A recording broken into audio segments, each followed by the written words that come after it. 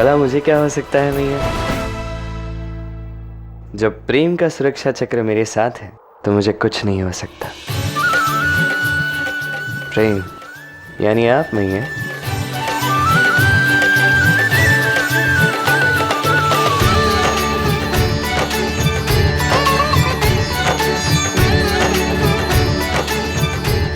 नारायण को कोटि कोटि धन्यवाद।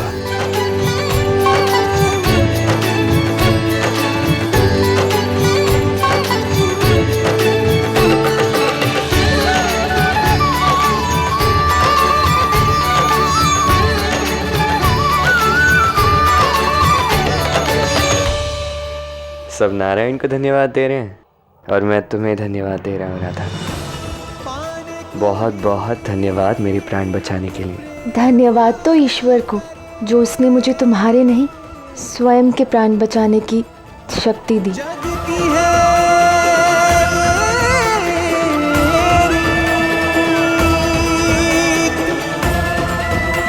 प्रेम अर्थ समझाएगी राधा कृष्णा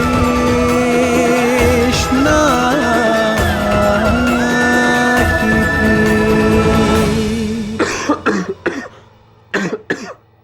क्या क्या हुआ कृष्ण? जल चाहिए? चाहिए किंतु जल नहीं, माखन।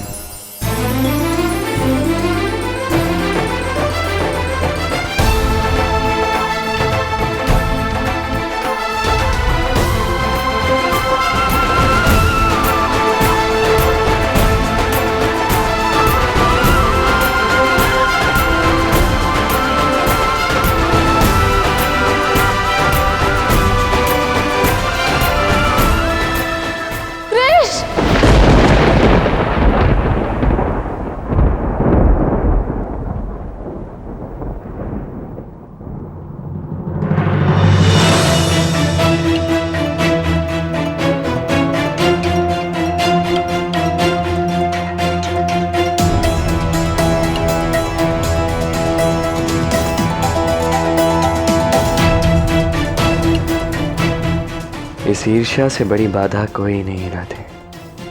क्षण भर में मन के किनारे उगे प्रेम के पुष्पों को बहा ले जाती है।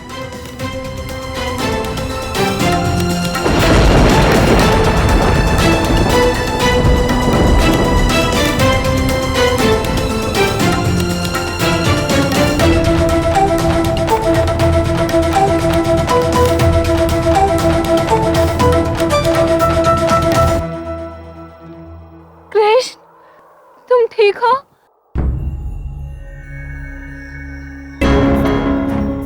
कुछ नहीं, देखो मैं पूर्णतः स्वस्थ हूँ। मैंने ही बताया था राधा को कि तुम यहाँ हो। मैं बहुत प्रसन्न हूँ कृष्ण कि तुम राधा से मिले।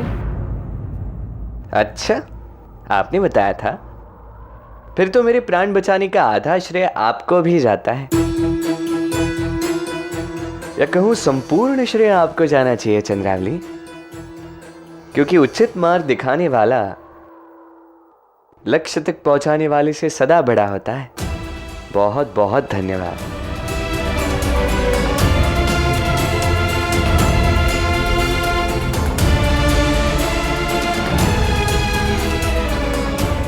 बात तो कृष्ण की ठीक है पुत्री। कृष्ण को बचाने का श्रेय तुम्हें भी मिलता है। हम सबकी तरफ से बहुत बहुत धन्यवाद। तुम्हारी जैसी पुत्री सबको मिले।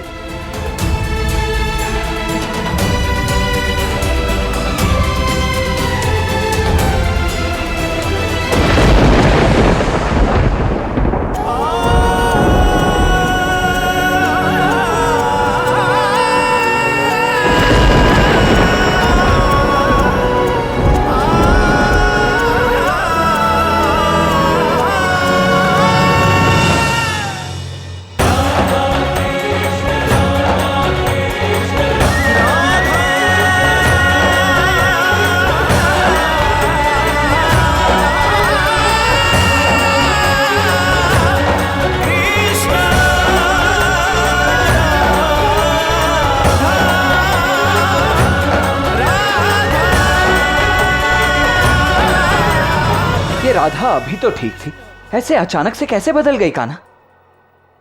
चमकती हुई चिंगारी कितनी सुंदर लगती है ना दाऊ, किंतु उसमें भीषण अग्नि का बीज होता है।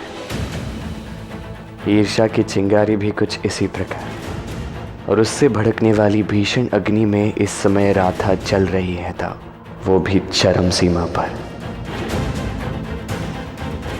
ईर्ष्या मुक्ति की ओर अपना दूसरा कदम बढ़ाने का समय आ चुका है।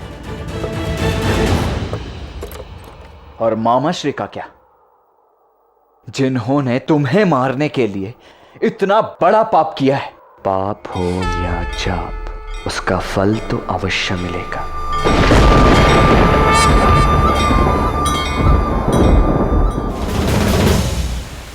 नहीं भैया, मुझे नहीं चाहिए। भैया को इतना सताते कान्हा, काढ़ा तो पीना पड़ेगा, पी दूंगी बहुत।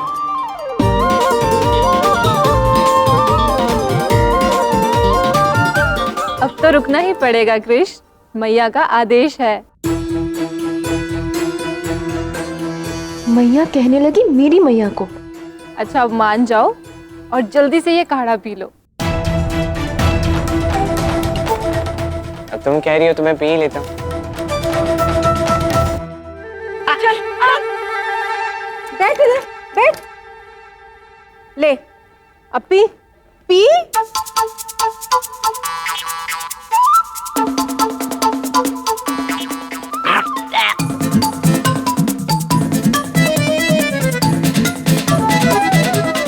कल महाशिवरात्रि का पावन उत्सव है। महादेव की कृपा से कृष्ण भी स्वस्थ हो गया है और गांव से विपदा भी हट गई। महाशिवरात्रि से पूर्व सब कुछ ठीक हो गया। तो इस बार महादेव की पूजा के साथ साथ उनका धन्यवाद भी करेंगे। हर वर्ष की भांति यमुना तट की माटी से शिवलिंग की स्थापना होगी और उसकी महापूजा होगी। फिर राधा से बात कर लेते हैं। हर वर्ष वही तो शिवलिंग की स्थापना करती है। किंतु आर्य, मेरे विचार से इस बार ये अवसर हमारे अतिथि वृंदावन को मिलना चाहिए। ये बात भी ठीक है। तो इस बार स्थापना मेरा कान्हा ही करेगा।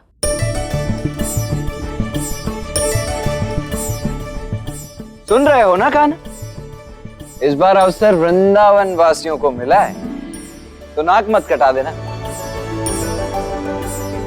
लिंग सुंदर और विशाल होना चाहिए। हाँ अवश्य,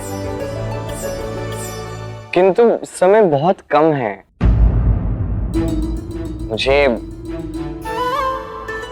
मुझे किसी के सहयोग की आवश्यकता है।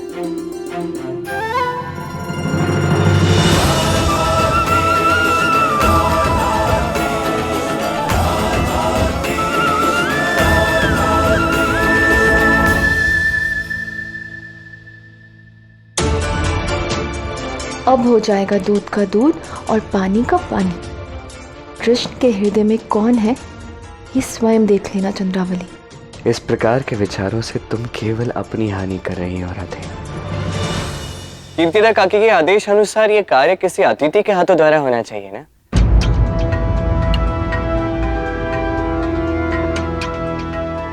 यहाँ वृंदावन वासियों के अतिरिक्त कोई और भी है जो हमारा अतिथि है। चंद्रावली,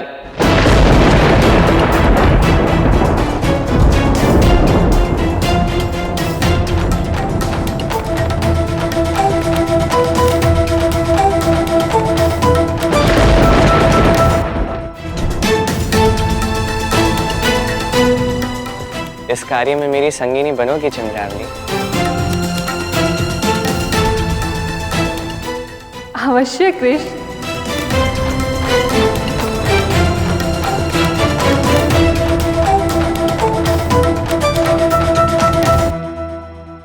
तो निश्चित हुआ, इस वर्ष शिवलिंग का निर्माण कृष्ण और चंद्रावली करेंगे।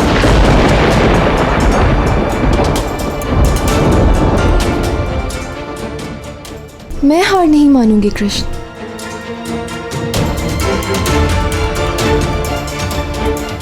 किंतु बाबा, हर वर्ष मेरे बनाए लिंग की पूजा होती है, तो इस वर्ष ये बदलाव क्यों? क्यों ना एक काम करें, एक लिंग कृष्ण बनाएगा और एक मैं, और हमारे मध्य एक प्रतियोगिता रखी जाएगी। जिसका लिंग सबसे सुंदर और भव्य होगा, उसी के लिंग की पूजा होगी।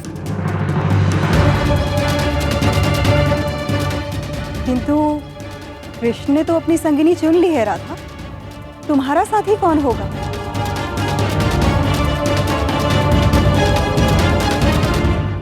अयन, मेरा बाल सखा।